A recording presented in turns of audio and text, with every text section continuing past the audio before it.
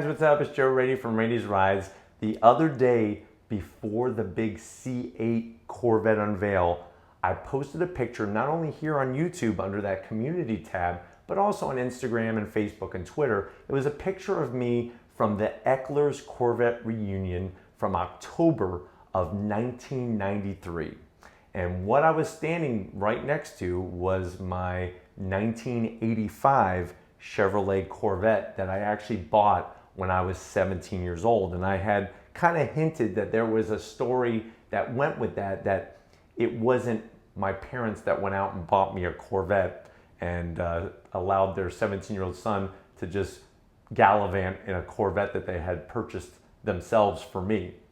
So let me go ahead. So many of you were like, you want to hear the story, I want to hear the story, I want to hear the story. So now here I am to tell you about how I was able to buy myself a Corvette back when I was 17 years old. So as many of you have already noticed here on the channel, I have a very strong work ethic.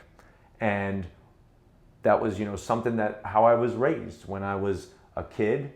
And when I say kid, I'm talking about 7, 8, 9, 10, 11 years old. I would always go to work with my father on Saturdays and dump trash at his mechanic shop that he had and pick up dirty shop rags and pick up cans and go recycle aluminum cans and things like that, just so I could have some extra money. And I wasn't taking the money and going out and blowing it. I actually was taking some of it, spend it, and take some of it and save it.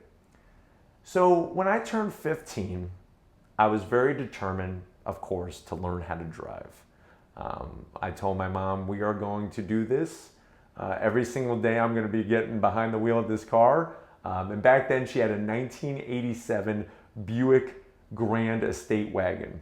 It was a boat. If you think your parents, if any of you are younger right now and you're watching and you think your parents' car is big, there's nothing like a 9-passenger station wagon, especially with the wood grain on the side.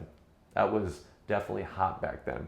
But so I learned driving on that. Also got to drive, my dad had a 1985 Chevy Blazer, another larger vehicle. But he also had, at the time as well, a Pontiac Firebird that was a manual. And thank God he had that, because I owe it to him for teaching me how to drive manual as well, besides just driving a regular car. So got a job when I was 15, like official job, where you get a paycheck. Obviously, when I was working with my dad, he paid me cash. He wasn't writing me a check. Definitely no IOUs. I wanted the money the day of service. But anyways, I got myself my first job when I was 15. I wanted to work at a grocery store, but guess what? Back then, in the early 90s, grocery stores weren't hiring 15-year-olds. So I got a job working at McDonald's in the mall where I live. One of the worst jobs I ever had. But you know what? I'm a firm believer you got to have those crappy jobs to know when you have a good one. And working at McDonald's, terrible. Clip-on tie, had to wear those stupid visors, all that of this like cotton shirt, long sleeve with red pinstripes on it. But it was a job. And I was able to scrape a bunch of money together that, guess what? A month before I turned 16. So I got the job working at McDonald's as soon as I turned 15, learning how to drive, had my learner's permit. As soon as I turned 16, I was like, I'm going to get my license. I don't care if there's school, we're gonna miss a day of school or whatever we gotta do. Well, what's crazy is I was able to actually buy my first car, my 1985 Pontiac Firebird, a month before my 16th birthday. Obviously, my father bought it with the money that I gave him, but I was very proud to say it was all my money. And I'll never forget when I first saw that car, and I'm gonna put a picture, hopefully should be coming up over here, of that 85 Pontiac Firebird T-tops. It had the 305 carbureted V8 manual transmission. It was a cool car because it was my first car, and none of my other friends were 16 yet and had cars. So anyways, now to the core, you probably want to know, well, what about Corvette? We heard about the Firebird, great. What about Corvette?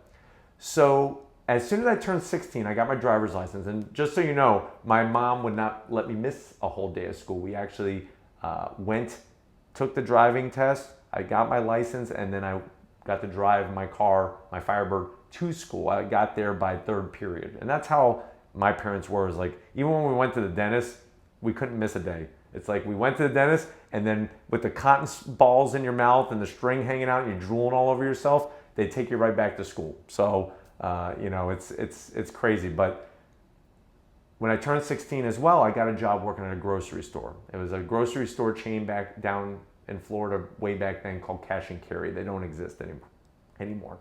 I started off as a bagger.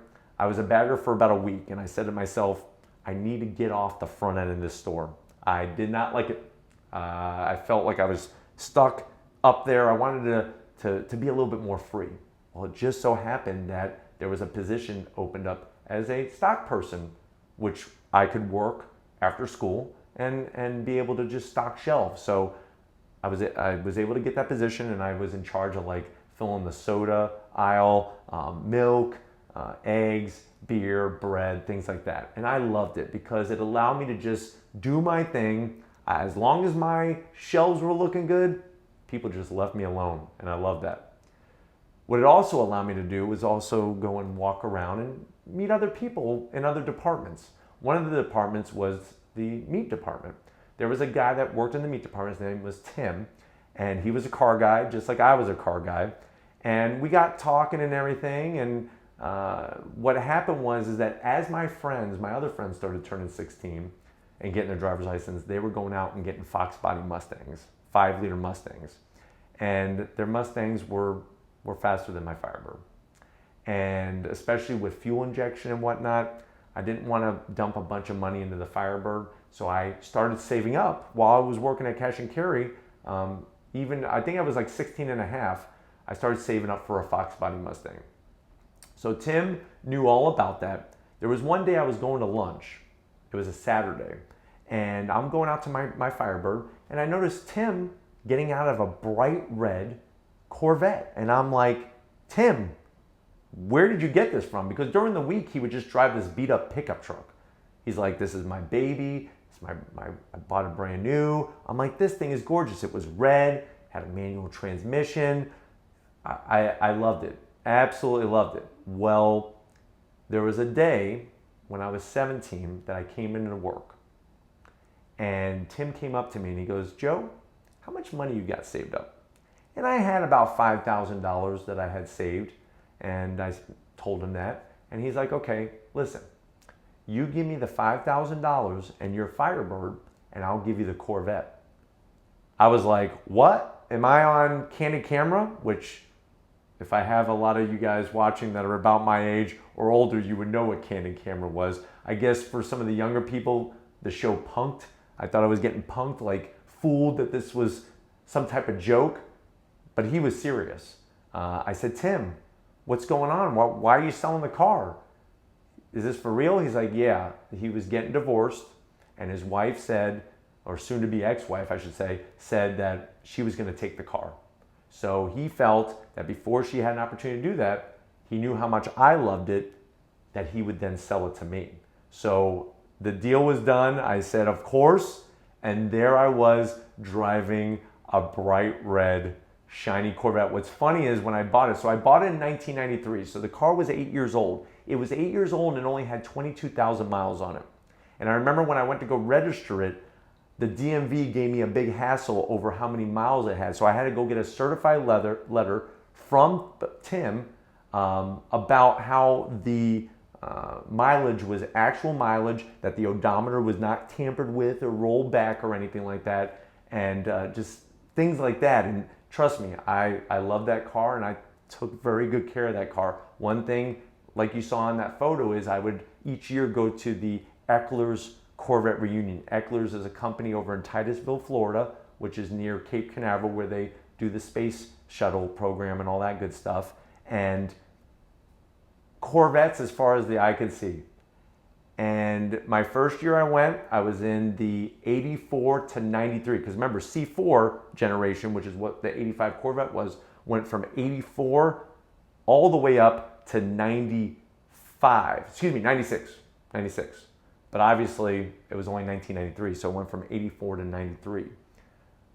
I was in a street-driven class because that was my everyday driver. And first time out, I won second place. Well, guess what? My dad and I, the next time we went, won first. And then the next time after that, got another first. And then the last time that I went, got a third. So it was something that very, very special. And that's really where, I mean, it started before that, my love for Corvettes. But as a Corvette owner, there's just something very special. And I know Peter, who's probably watching this right now, doing the Corvette wave, going to Corvette events. There's so much history, so much tradition. And I'm just so glad that I had an opportunity to be part of that. And I did it all myself. I didn't have to rely on my parents to buy it for me. And yes, I was living under their roof, but I was 17 years old. I mean, that's how it works. When I was 18, guess what? I went off to college, so I wasn't living under a roof. But anyways, just wanted to share that story with you guys. Hopefully that you enjoyed the photos that came up of the car throughout the years with some of my friends and their Fox Body Mustangs, taking it to the drag strip. I got to drive it on Sebring. Lots of different fun activities with that. But that is the story on how 17-year-old Joe Rady got himself a nice red shiny Corvette. But if those are the types of things you like to see on Rady's Rides, leave a comment in the comment section. If you're new to the channel and you're on your way out, hit that subscribe button. I promise you it's worthwhile coming back for more. If you are a subscriber, thank you for being part of the Rady's Rides family. If you want to help us keep making great content just for you on Rady's Rides, click the link in the description. Get yourself some Rady's Rides merch. We got the all-new Zonk shirts. Definitely want to check those out. And just like always, guys, I'll see you on the next ride.